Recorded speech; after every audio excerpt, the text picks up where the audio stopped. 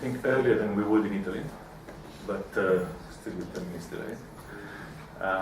It's my pleasure to welcome you to this press conference, which is convened by No Peace Without Justice, which is an international organization working on issues of human rights and the promotion of the rule of law around the world. We are honored to have with us a delegation from Bahraini civil society that have been working for accountability, for human rights, and for democracy in Bahrain. I will introduce them. You might or might not have a copy of the flyer for this press conference, which has a bio at the back. We're getting more copies in, so don't worry if you miss any details. To my immediate left is Halil Marzouk, who was the leader of the parliamentary opposition in the Parliament of Bahrain, and the first deputy speaker of the parliament until he and his colleagues in the opposition resigned from parliament in 2011, with quite well before, let's say, the end of the term, to distance themselves and protest against the crackdown against the demonstrators that was then documented extensively both by Bahraini groups and also by the International Bahrain Commission Inquiry, Independent Bahrain Commission Inquiry, which was composed of Sharif Bassioni, that many of you in the Hague here would know, as well as Philip Kirsch, which is also a familiar name for many of us who work in issues of international justice, Nigel Rodley and others. Further to my left is Dr. Nada Diaf. She is a doctor, one of the medics that was arrested and ill-treated for the treatment of demonstrators as they were coming into the medical facilities seeking treatment for the violence that they were subjected to by the security forces. She was arrested, ill-treated herself in detention, and she was one of those among the many that the Bassioni Commission found had been arrested, detained, and tortured for, in her case, exercising her duty as a doctor, as a medical professional. And she's come out quite all right, as you see from the experience, and together with other medics and lawyers and other professionals who were not necessarily involved in politics before at all, in fact, has created an organization called BRAVO, the Bahrain Rehabilitation and Anti-Violence Organization, that does both work in rehabilitation of victims of torture and rehabilitation of victims of violence, and also covers advocacy and issues of redress for violence, for victims of political violence, which will tell us a little more about. To my right, Hamid Al-Mullah is the recently elected president of the Bar Association, the Association of Legal Professionals. The Bar Association of Bahrain has periodic elections, and he was he won the election as a senior lawyer, a well-respected professional, with a well-established law firm dealing mostly with commercial issues and other like all big law firms have a whole carnet of cases, criminal law, and so on. But the government didn't like the fact that he was elected president of the Bar Association, so the Bar Association was the election was simply reversed.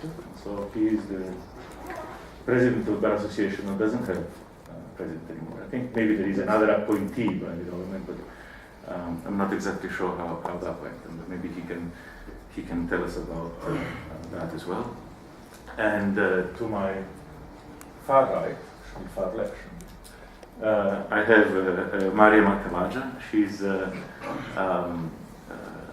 one in a line of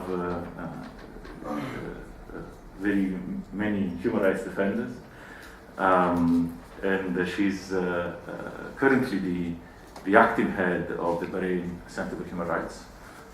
You probably have heard of the previous head, which is Nabil Rajab, which is currently in prison, in detention.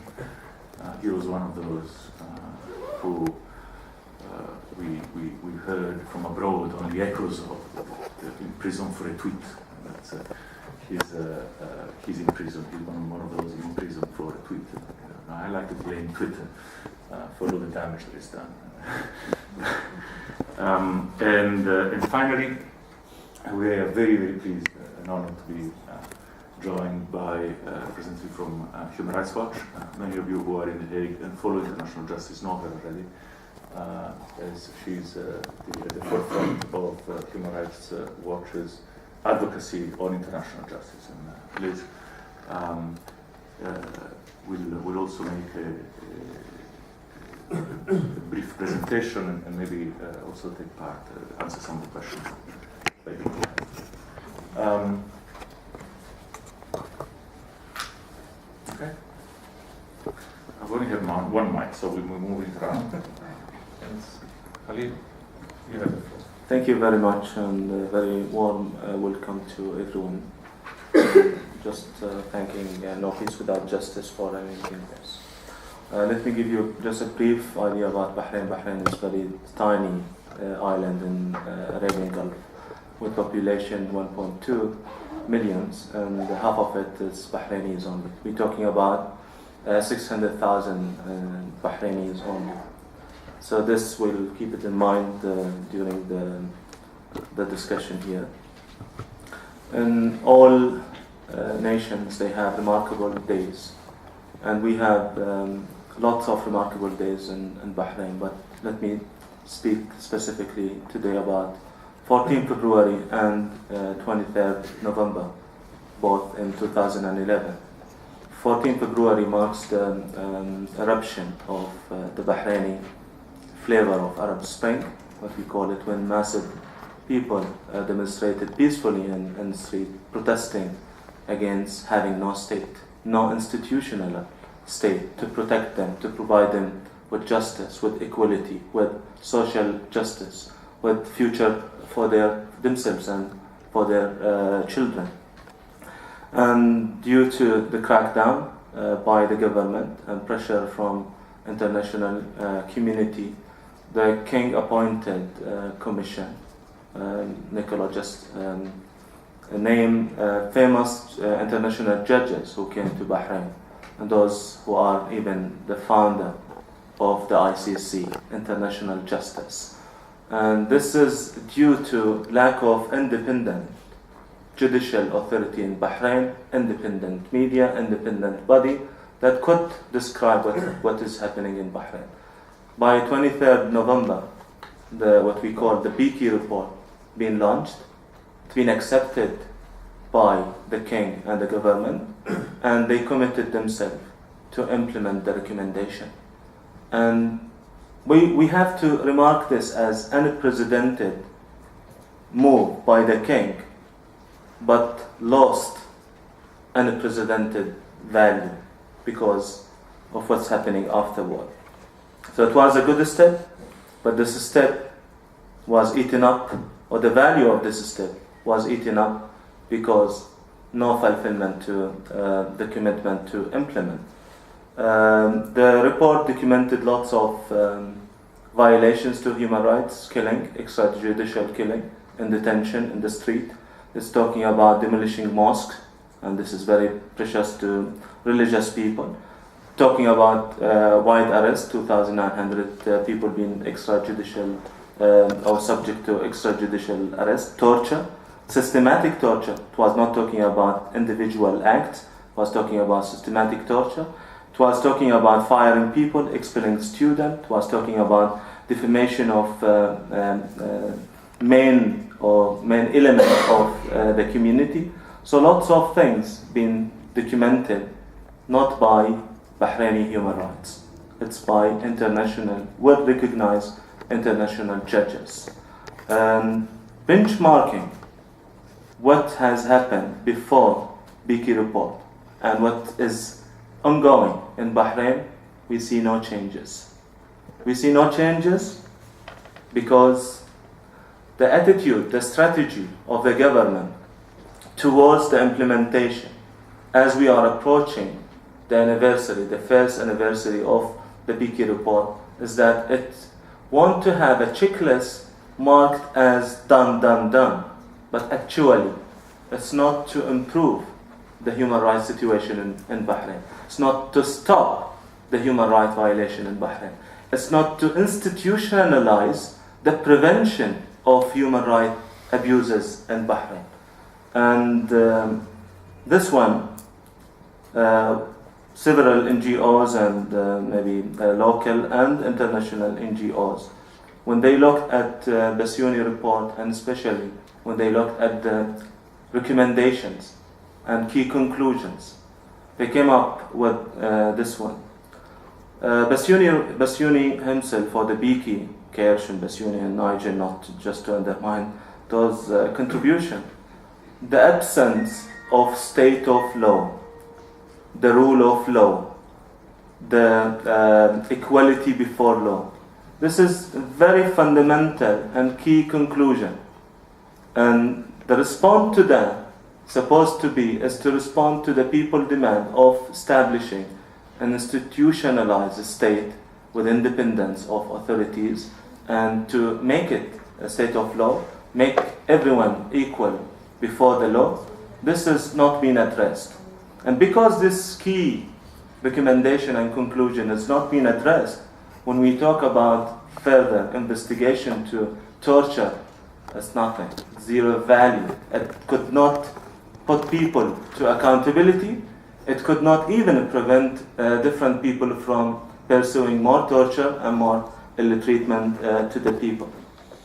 Another key conclusion and recommendation is the accountability. The impunity culture in Bahrain makes state personnel thinking that they are impugned and no one will question them on their conduct, so that they continue to perpetrate others. So this culture of impunity, because there is no accountability. The third point, key point in BICI report, is the legislative framework in Bahrain, where the response from the authorities is to have more restriction and laws, more confiscation to the civil society. I'll give you just an example.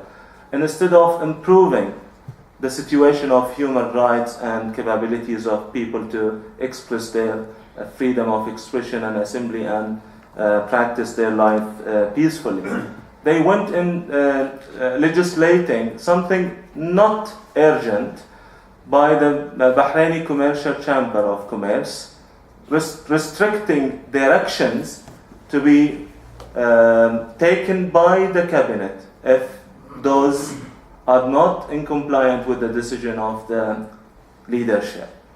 This is sort of things that they are hurry in providing legislation and keeping torture and other things. Although some minor amendments to definition of torture and obligation of investigation, but this is not enough. Lots of legislation has to be bring to be compatible with the international standard.